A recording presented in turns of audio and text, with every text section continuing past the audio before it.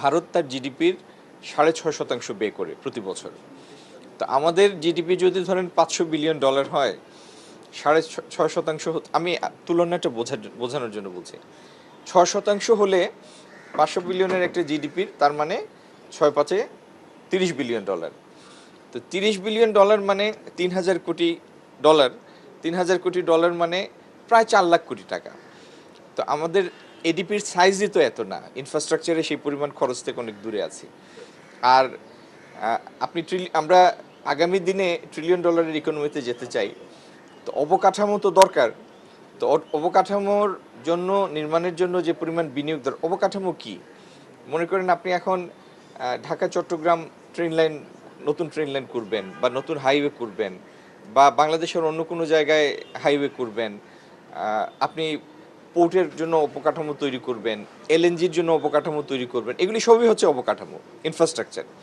তো ইনফ্রাস্ট্রাকচার ছাড়া তো অর্থনীতি আগাবে না, বিনিয়োগ আগাবে না। তো অবকাঠামোর পিছনে বিনিয়োগ দরকার। তো সেই বিনিয়োগের জন্য যদি ইন্ডিয়ান বিনিয়োগকারীরা আগ্রহী হন আর সেটা যদি আমাদের জন্য ফলদায়ক হয়, তাহলে সেই সহযোগিতা তো হতেই পারে। এটি একটি ওয়েলকাম প্রপোজাল। তারা কি আগ্রহ দেখিয়েছে ক্ষেত্রে? তারা আগ্রহ দেখিয়েছেন, তারা টাস্কফোর্স, মানে এটা B2B, business to business task force করার একটা প্রস্তাব করেছেন। তো আজকে ফেডারেশন আমাদের এফপিসির সাথে তাদের একটি বৈঠক আছে, সেখানে সেই প্রস্তাবটা তারা তুলবেন এবং আমার মনে হয় এটা একটি ভালো উদ্যোগ। ওনারা ভারতীয় বিনিয়োগকারী, সম্ভাব্য বিনিয়োগকারী বা বিনিয়োগ করেছেন বাংলাদেশে, এবং তাদের এপেক্স বিজনেস বডির কিছু প্রতিনিধি এসেছিলেন দেখা করতে। তো সেখানে তারা বলেছেন যে ল্যান্ড বর্ডারগুলি দিয়ে যদি মালামাল আসা যাওয়া করে, তার এখানে ইতিমধ্যে যারা বিনিয়োগ করেছেন তারা বলেছেন যে তাদের পণ্যের খরচটা তাদের কমবে, কাঁচামালের খরচ কমবে। তো আর ট্রেড যত বাড়বে সেটি তো সবার জন্য লাভজনক। তো সেই হিসাবে এই সমস্ত আলাপ হয়েছে, কিন্তু তারা তো সরকার না। এই কাজগুলির সিদ্ধান্ত নেওয়ার অথরিটি, এখতিয়ার হচ্ছে দুই দেশের সরকার। প্রত্যেকটা জিনিসই তো ইন্টারঅ্যালাইন্ড, আপনি কিছু থেকে কোনো কিছুকে পুরোপুরি বিচ্ছিন্ন রাখতে পারেন না। তো আমরা আগামী দিন আশাই করতে পারি যে দুই দেশের উন্নতির স্বার্থেই ব্যবসায়িক সম্পর্ক, বিনিয়োগ সম্পর্ক, ট্রেড রিলেশন, এটি যত বেশি আগানো যায় সেটি ভালো।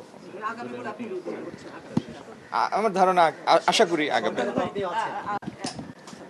সরকারে তো আপনিও আছেন, মানে পার্ট অফ গভর্নমেন্ট। আপনি কি চাচ্ছেন বা সরকার কি চাচ্ছেন না যে ভারতের সাথে রিলেশনটা একটু বিজনেস রিলেশন?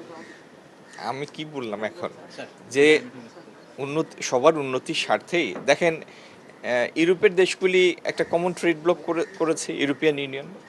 তো ইউরোপিয়ান ইউনিয়ন করার আগের অবস্থা আর ইউরোপিয়ান ইউনিয়ন করার পরের অবস্থাটা দেখেন, একটা ট্রেড ব্লক। RCEP একটা ট্রেড ব্লক, সেরকম আফ্রিকাতেও ট্রেড ব্লক আছে। আমরাও এক সময় সার্কের পরে আমরা সাফটা করেছি। তো বাণিজ্যিক যে এই যে ব্লকগুলি, ট্রেড ব্লকগুলি, রিজিওনাল ব্লকগুলি হয়, এগুলি হয় তো অর্থনীতির প্রসারের জন্য।